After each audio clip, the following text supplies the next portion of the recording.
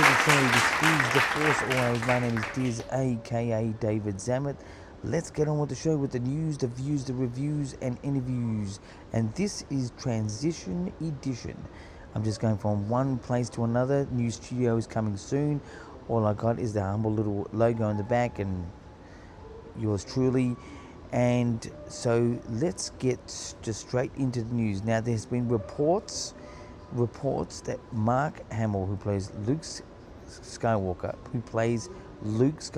Mark Hamill, won't be appearing at Star Wars Celebration in Los Angeles 2027. It's only reports. I don't know if this is 100%. It seems to be confirmed in certain places, but it's yet to be 100% confirmed by the man. I think that's the best confirmation. Speaking of which, in Star Wars Celebration, guests have been announced, the first wave of guests. We've got all the, fan favourites, nothing new here really. We've got Ahmed Best, who plays Jar Jar Binks, Anthony Daniels, who plays C-3PO, Ashley Eckstein, who plays Ahsoka, the original voice, Dee Bradley Baker, Hayden Christensen, who is the icon Darth Vader, Ian McDermott, the Emperor. We've got James Arnold Taylor, who was in the Clone Wars.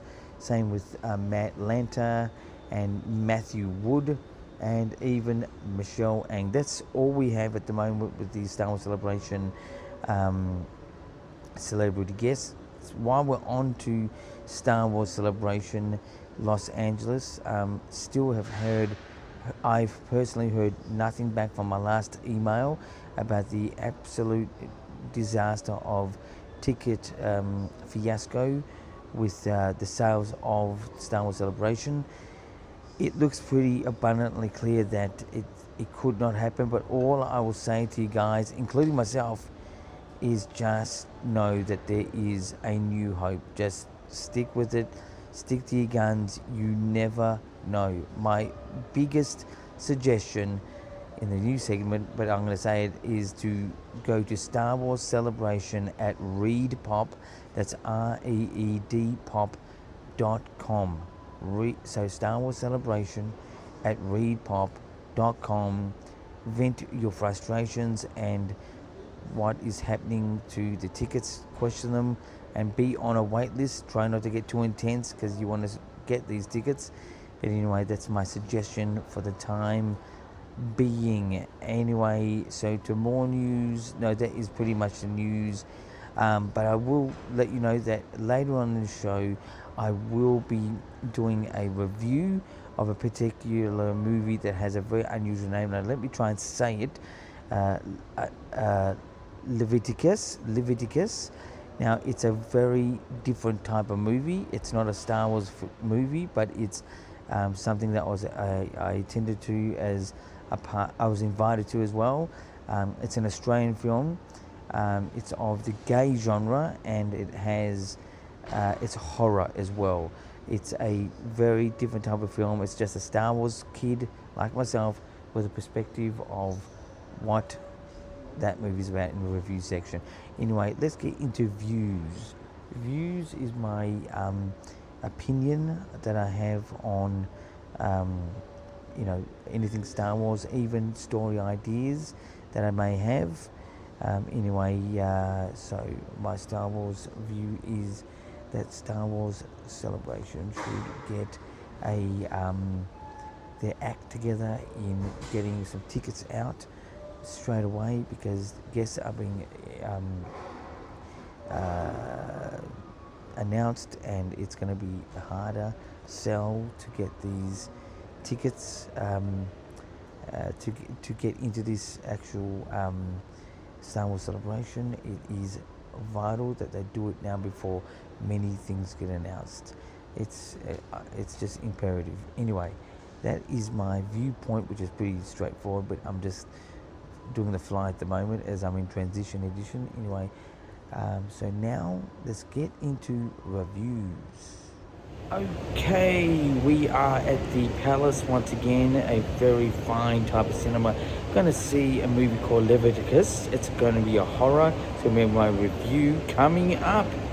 This is the film we're seeing tonight.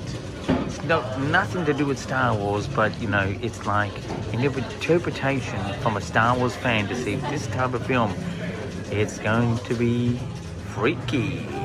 I've just seen Leviticus right now. The director of writer was there at the same time. I give the film straight off the bat a 8.5 out of 10. Australian film is absolutely going crazily good. It's only slight in horror, but the standout is the main actor. His name is Joe Bird. He played the character Name, and very, very good. The actual directing was outstanding, and the writing was good. The only thing I'll say is that the end was just a little bit of a subtle end, which I even told the actual director. Anyway, that is my review for Leviticus. Okay, so that was my review. That was pretty straightforward, pretty basic. I did that one on the fly. It was a couple of days ago. The actual movie is in cinemas now, so you can check that one out. It's very different. It's not as horrific as you may think a horror would be. There is some pretty intense horror scenes, but it is also a gay film, and that's talking about the sexuality, and it's a good film. Anyway, so now let's get into the interviews. This time around is from the questions I had in my last particular video, and the actual last video I got, which was about almost a week ago. I actually went to see Supergirl and gave a review, and of all the people who gave it a good one, that was me, and there's not many people out there that actually like Supergirl from all reports, from what I can tell. Anyway, so let's get into CMA Design RC has written in, that is CMA Design RC. He said, you sir been more generous than most with your rating. I'm stuck at work, so just bringing some reviews. That's what he just mentioned, and I replied to him in writing, and that's it. Thank you very much for CMA Design RC. Now the next question, can you believe it, our favourite Michael from Werribee South has written in, has the reliance on legacy character cameos like Luke Skywalker or Ahsoka Tano stunted new storytelling? Has the reliance on legacy character cameos like... Okay, he's written the same question in the same question. So, has the reliance on legacy character cameos like Luke Skywalker and Ahsoka Tano stunted new storytelling?